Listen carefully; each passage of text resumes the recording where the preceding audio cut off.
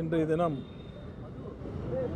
நம்முடைய ஒப்பாரும் மிக்காரும் மிக்க தலைவர்,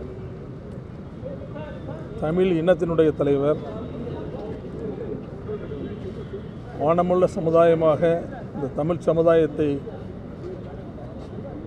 மாற்ற வேண்டும் என்பதில் உறுதியுடன் வாழ்ந்து கொண்டிருக்கின்ற தலைவர், நம்முடைய தமிழகத்தினுடைய முதல்வர் மாண்புமிகு தளபதி அவர்கள் முன்னிலையில் திராவிட முன்னேற்றக் கழகத்தில் என்னை இணைத்துக் கொண்டேன். இதற்கு பல காரணங்கள் பத்திரிகையாளர்கள் தங்களுடைய இஷ்டப்படி சொல்கிறார்கள். அது காரணமல்ல.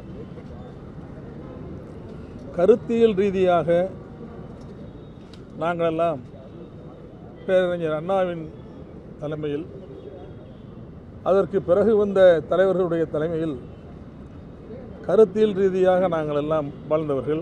இந்திய எதிர்ப்பு போராட்டத்திலிருந்து நான் அரசியலில் இருக்கிறேன். எனவே அதற்கு புறம்பாக இப்போது அதிமுக இருக்கிறது. அது தன்னுடைய கொள்கையிலிருந்து தடம் புரண்டு இப்போது பிஜேபியின் கையில் சிக்கி இருக்கிறது. கூட்டணி எல்லாம் அங்கு கிடையாது.